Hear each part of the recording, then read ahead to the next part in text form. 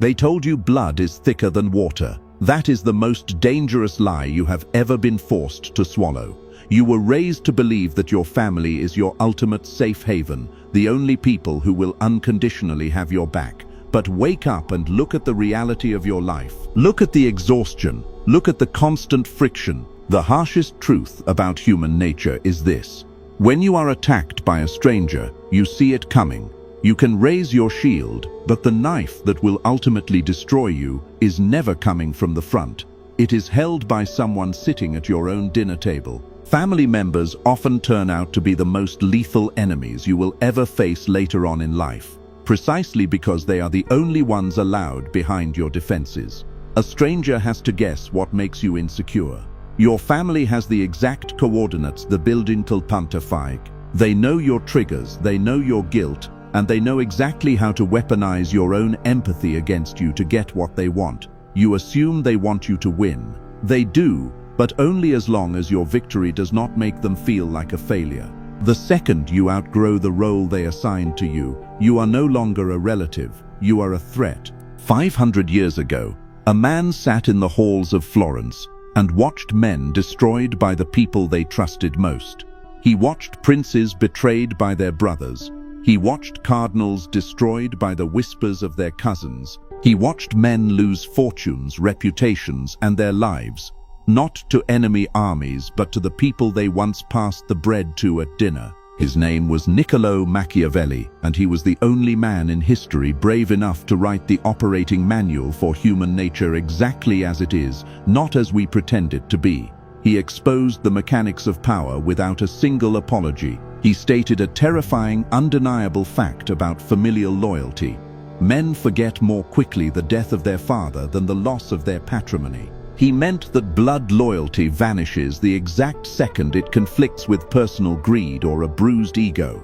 Today we are going to expose the 4 specific family members you must absolutely never trust. If you possess these people in your bloodline and you continue to share your dreams, your money, and your vulnerabilities with them, they will destroy you from the inside out. They will dismantle your confidence and call it tough love.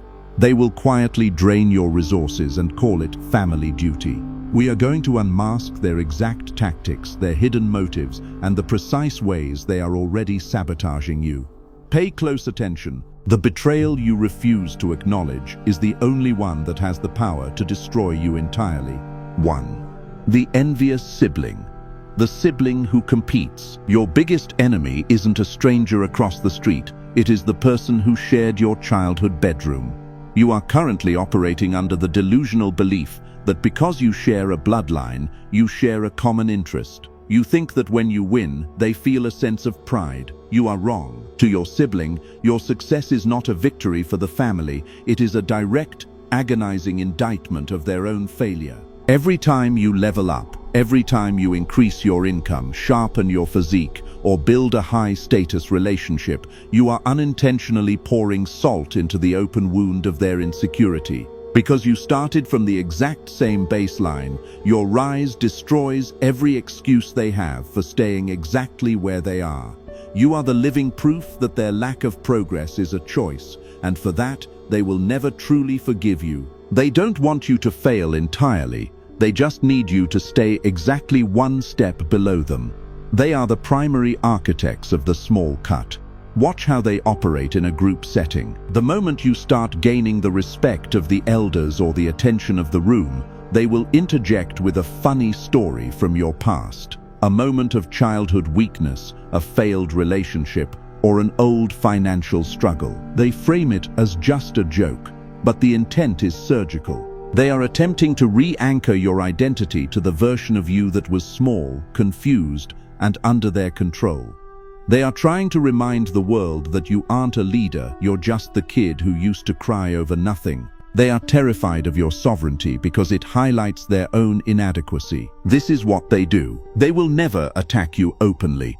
Open war would expose them. Instead, they wage a quiet campaign of erosion. They will reframe your victories as accidents. They will remind the family of your failures from 10 years ago, as if those failures define you permanently. They will joke about your ambition in ways that plant seeds of doubt in others. Imagine the scenario where you finally land the promotion, the house, or the investment that changes your life.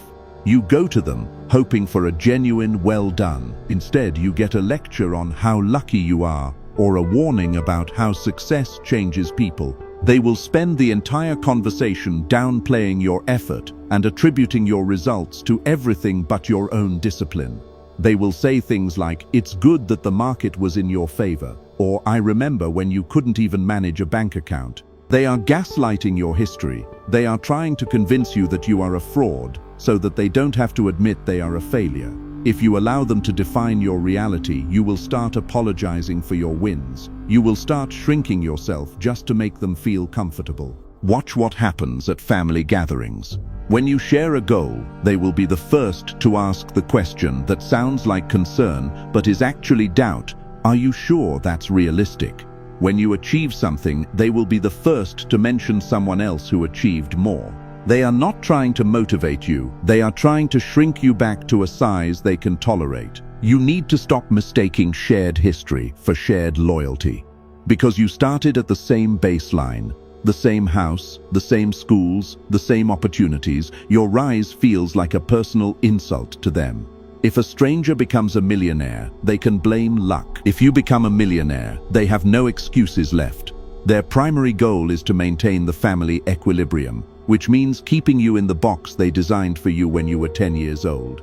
They will use your past as a cage. They will bring up your childhood mistakes, your old insecurities, and your embarrassing phases in front of your current colleagues or partners. They frame it as just being family or keeping you humble, but the intent is surgical.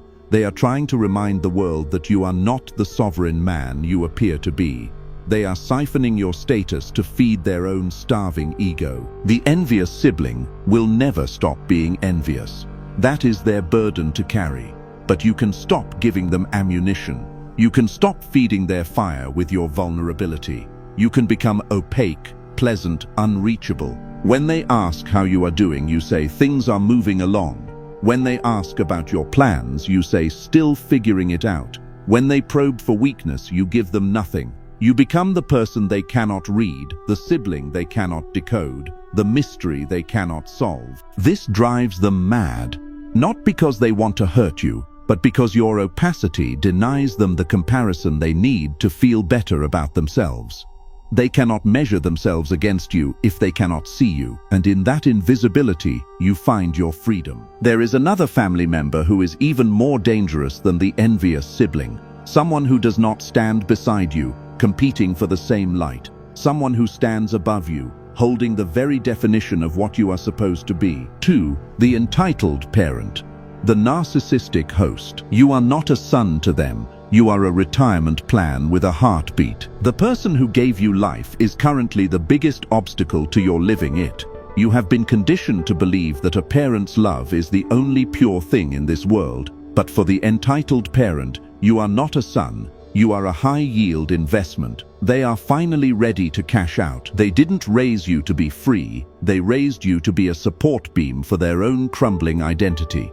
Machiavelli observed that a ruler must fear those who feel they have a right to his resources more than any external enemy. To this parent, your success is communal property, but your failures are your own. They are the primary architects of the sacrifice myth, using the years they spent feeding and clothing you, the literal baseline of parenthood, as a high-interest loan they intend to collect on for the rest of your life. The danger of this individual is that they have installed the guilt software in your brain since infancy.